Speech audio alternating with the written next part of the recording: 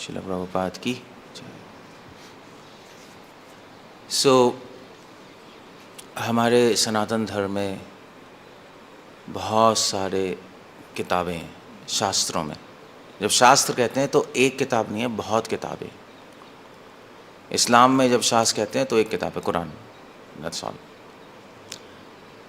और क्रिश्चियनिटी में जब शास्त्र कहेंगे तो बाइबल। हमारे यहाँ शास्त्र कहेंगे तो एक पैंथियन है, एक पूरी कलेक्शन है किताबों की।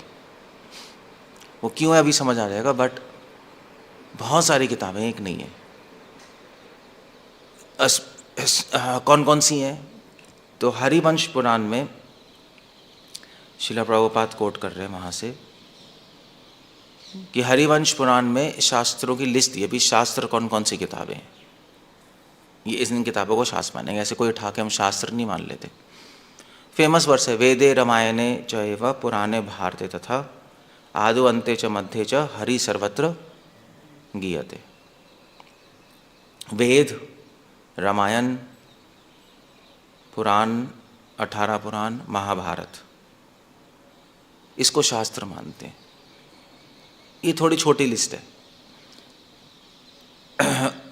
आदि अंत्य च मध्य च सर्वत्र हरियते, इसमें आदि अंत और मध्य में सब जगह हरि का गान है। एक और श्लोक है जो रूपा गोस्वामी कोट करते हैं, कौन सा है? इतिहास पुराणस पंचरात्र विधि विना, श्रुति स्मृति पुराण आदि पंचरात्रकम विधि विना एकांत के हरे भक्तिर उत्पात एवं कल्पते। तो शास्त्रों में पंचरात्र भी आते हैं, श्रुति स्मृति पुराण आदि। श्रुति मतलब 4 वेद, स्मृति मतलब धर्मशास्त्र, पुराण मतलब पुराण, उसके बाद पंचरात्र। पंचरात्र मतलब तांत्रिक शास्त्र। पंचरात्र आगम होते हैं, आगम या तांत्रिक शास्त्र, वो भी शास्त्रों में आते हैं जो अच्छे तंत्र हैं। और फिर उसके बाद इतिहास, महाभारत, रामायण। क्या कर रहे हैं?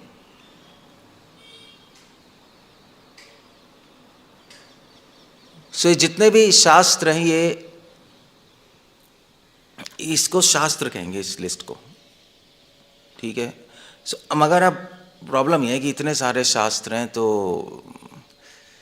कौन सा ज़्यादा इंपॉर्टेंट है, कौन सा कम इंपॉर्टेंट है? क्या क्वेश्चन एग्जिस्ट भी करता है, नहीं करता है? शंकराचार्य जी ने बोला कि भाई देखो, वेद ज़्यादा इंपॉर्टेंट है, बाकी सेकंड इंपॉर्टेंट है। वो एक वो उनकी अपनी कल्पना थी, वे ज़्यादा इंपॉर्टेंट, बाकी सेकंड इंपॉर्टेंट। वैष्णवाचार्य ने कहा नहीं, गलत है, सारी इक्वली इंपॉर्टेंट है, सारे सेम इंपॉर्टेंस है, आप एक को ऊपर एक को नीचे क्यों रख रहे हो? तो शंकराचार्य ने कहा भी हम इसलिए रख रहे हैं क्योंकि वेदों में तो देखो भाई रितम है, वेदों में तो कमांड्स हैं भाई, सत्यम वद, सत्य बोलो, धर्म करो, धर्म आचरित, धर्म का आचरण करो, ये सब चीज़ें हैं। हमें एक कोई लॉज दिए हैं। पुराणों में तो कहानियाँ हैं, तंत्र शास्त्रों में तो फिर उसके बाद मंदिर कैसे बनाना है, उसके बाद मंत्र हैं, यंत्र हैं, ये सब थोड़े ना वेद में होंगे, ये तो बाद में बनाए गए। मतलब ये है मगर ये मूर्खों के लिए। उन्होंने ऐसा कहा नहीं, मगर हमारे वैष्णवाचार्य ने कहा बेवकूफ़ी है, गलत आइडिया है।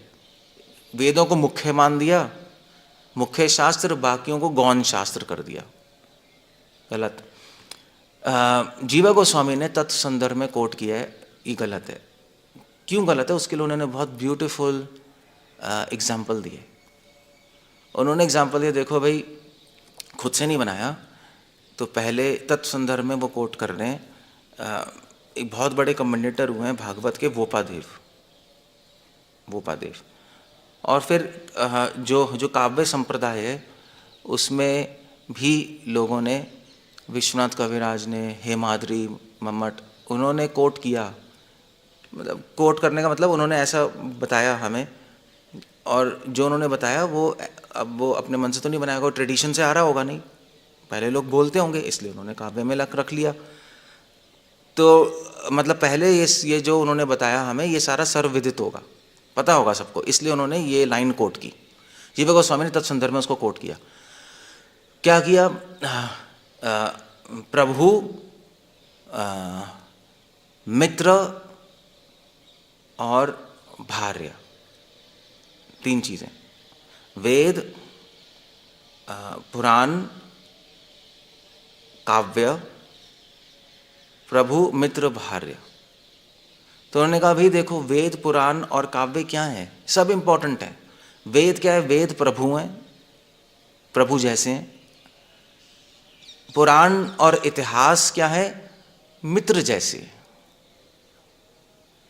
और काव्य शास्त्र क्या है? पत्नी जैसी है। अब मुझे बताओ कि आपके मतलब वेद प्रभु हैं, प्रभु मतलब आपके गुरु, तो गुरु इंपॉर्टेंट है या फ्रेंड इंपॉर्टेंट है या वाइफ इंपॉर्टेंट है? क्या इंपॉर्टेंट है? सभी इंपॉर्टेंट है अलग अलग। गुरु इंपॉर्टेंट है, छोड़ दो वाइफ को। सभी का अपना इंपॉर्टेंस है, सभी की अपनी इंपॉर्टेंस है ना। उसकी घर में इंपॉर्टेंस है वाइफ की, गुरु की मंदिर में इंपॉर्टेंस है, स्पिरिचुअल लाइफ में। फ्रेंड भी इंपॉर्टेंट है, समाज में सर्कल है, नहीं, अपना अपना महत्व है ना। सो यहाँ पे गुरु का मतलब टीचर, स्पिरिचुअल जरूरी नहीं है। टीचर, टीचर नहीं होते स्कूल में, वो भी गुरु हो गया। तो गुरु इंपॉर्टेंट, मित्र इंपॉर्टेंट, वाइफ इंपॉर्टेंट, तीनों इंपॉर्टेंट है। सो अब उन्होंने कहा भी एग्जाम्पल क्या है? उन्होंने कहा देखो भी एग्जाम्पल है, सबका अपना अपना रोल होता है। तो गुरु इंपॉर्टेंट क्या है? गुरु क्या करता है? गुरु आपको इंस्ट्रक्शंस देता है। जैसे स्कूल में टीचर आपको पढ़ाता है ना कि ये है 1 + 1 2, ये प्लस ये केमिस्ट्री, ये फिजिक्स, या स्पिरिचुअल टीचर स्पिरिचुअल बताएगा चीज़ें, गुरु ये बताएगा जीवन कैसे चलाना है, ठीक है। फ्रेंड क्या करेंगे? फ्रेंड आपको जो गुरु ने बताया है उसको और एक्सप्लेन करेंगे, है ना। अब अपने एक स्कूल में पढ़ा अपने टीचर से कुछ, बाहर जाके फ्रेंड्स में डिस्कस नहीं करते, यार थोड़ा समझ नहीं आया बताना ज़रा, तो कहता है हाँ हाँ ये ऐसे होगा ऐसे होगा, एग्जाम्पल देता है, वो स्टोरी बताता है फ्रेंड, यार ऐसा हुआ था ऐसा हुआ था, तो टीचर सही कह रहा है। समझ रहे हो? हाँ या ना? तो फ्रेंड एग्जाम्पल्स दे के और ज़्यादा समझाता है टीचर की बात। और वाइफ, वाइफ क्या करती है?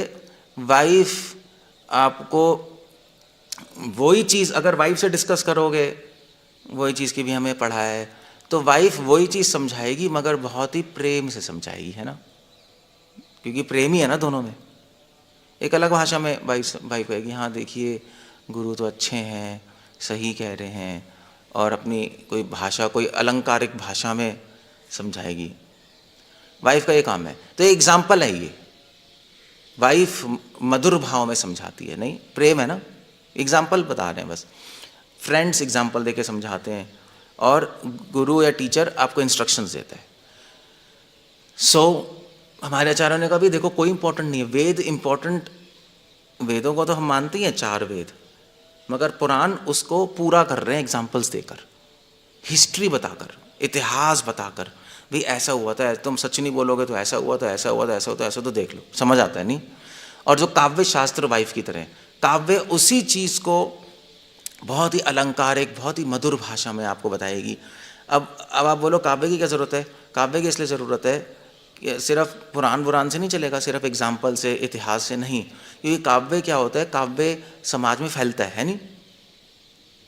सॉन्ग्स हैं, काव्य है, सुंदर लगता है, तो काव्य के आधार पर नाटक होते हैं, तो समाज में नाटक होते थे पहले रामायण महाभारत के, तो लोगों को समझ आती है क्योंकि मज़ा आता है उसमें, एंटरटेनमेंट है। तो तीनों चीज़ें हैं, तीनों चीज़ें एक दूसरे के पूरक हैं, तीनों चीज़ें चाहिए, अदरवाइज आपको कोई भी संदेश समझ नहीं आएगा। इसलिए रूपा गोस्वामी ने कहा श्रुति स्मृति पुराण आदि पंचरात्र के मध्य में ना एकांतिक हरे भक्तिर उत्पाते वाय कल्पते, बिना तीनों के समाज में उत्पात हो जाएगा। आप वेद का पढ़ोगे सच सच बोलो, किसी की अपनी परिभाषा है सच की, किसी की अपनी परिभाषा है, कितना बोलें क्या बोलें समझ ही नहीं आ रहा। पुराण कहेंगे नहीं नहीं भैया देखो सच इतना बोलना है, हरिश्चंद्र ने इतना बोला, इतना बोलना है, तुम इतना कह सकते हो, नहीं बोलोगे तो ये होगा, समझ आता है। जो काव्य शास्त्र आएंगे, भाई देखो अब हम आपको बताते हैं एक, तो अब आपको सच बताते हैं एक नाटक के रूप में, एक मज़ेदार रूप में, तो आप कहोगे हाँ बताइए बताइए क्या है, तो दिमाग में घुसेगा नहीं, सिर्फ स्टोरी बता के दिमाग में नहीं घुसता, ड्रामा होता तो घुस जाता है। तो ये तीनों चीज़ें। अब जीवा गोस्वामी कह रहे हैं, इंटरेस्टिंग है, और दैट्स एंड। जीवा गोस्वामी कह रहे हैं देखो भाई वेद पुराण काव्य क्या है, प्रभु मित्र और भार्य, भागवतम तीनों है, आपको तीनों पढ़ने की जरूरत नहीं है। तभी व्यासदेव ने भागवतम में शुरू में बोला सुखदेव गोस्वामी ने कि भी देखो भागवतम व्यासदेव ने बहुत मैच्योरिटी में लिखी है। क्या वो श्लोक है मैच्योरिटी में लिखे हैं, भूल गया शुरू में, पता नहीं। मैच्योरिटी समझते हो, बहुत सोच के लिखा व्यासदेव जी ने, एक किताब की रचना की जिसमें तीनों डाल दिए, तीनों को पिरो दिया। भागवतम प्रभु भी है, मित्र भी है और भार्या भी है। भागवतम प्रभु की तरह हमें इंस्ट्रक्शंस देती है, ऐसे करना है, ऐसे नहीं करना, ऐसे करना है, ऐसे करना है, ये भक्ति है, भक्ति नहीं है। मित्र की तरह हमें इतिहास कई स्टोरीज के रूप बताती है, नहीं जामिल, अम्बरीश, कि ऐसा हुआ था, ऐसा हुआ था, ऐसा समझाती है। और काव्य के रूप में उसकी भाषा ही काव्यमयी अलंकारिक है, बहुत सुंदर तरीके से। सुखमुखाद अमृतधर्म संयुतम, सुखदेव गोस्वामी ने जब बोला तो सब सुनना है। प्रेजेंटेशन इतनी सुंदर थी, श्लोक इतने सुंदर हैं, उसमें काव्य मतलब मधुरता डाल दी। सुखमुखाद अमृता, काव्य में मधुरता होती है, नहीं, एक मधुरता डाल दी उसके अंदर, मधुरता डाल दी तो वो भागवतम बन गई। अब अगर आप एक कृष्ण के परिप्रेक्ष्य में लो, सब्जेक्ट मैटर क्या है, विषय क्या है भागवत का, कृष्ण, तो भागवत वेदों की तरह कृष्ण के आदेशों को बता रही है, ऐसा करना है, ऐसा नहीं करना, ऐसा करना, ऐसे करना। भक्ति के बारे में बता रही है, भक्ति ये है, भक्ति नहीं है। पुराण मित्र की तरह भागवत कई भक्तों का चरित्र और भक्तों का इतिहास बता रही है, भक्ति तो है वहाँ पे। और काव्य की तरह, भार्या की तरह भागवतम में सुखदेव गोस्वामी ने कृष्ण का माधुर्य लाए हैं, मधुरता डिस्क्राइब की है, उनका रूप, उनका गुण, उनकी लीलाएं जो अपने में ही मधुर है, उसे मधुरता डालने की जरूरत ही नहीं है। और उसको बहुत अलंकारिक भाषा में उन्होंने प्रेजेंट किया। सारे काव्य लोग सबसे पहले भागवत पढ़ते हैं, मतलब सबसे पहले नहीं, सबसे एंड में। भागवत पीएचडी है काव्य की। इसलिए जीवा गोस्वामी ने कहा भागवत शिरोमणि है शास्त्रों की। इसलिए अब एक किताब पढ़ो, सारे किताब पढ़ ली, भागवत कंप्लीट शास्त्र हो गया, नहीं, कंप्लीट शास्त्र है। इसलिए हम भागवत को प्रमाण मानते हैं, अमल पुराण, इससे ऊपर कोई पुराण नहीं। That's how it goes. Hare Krishna. Srila Prabhupada की जय।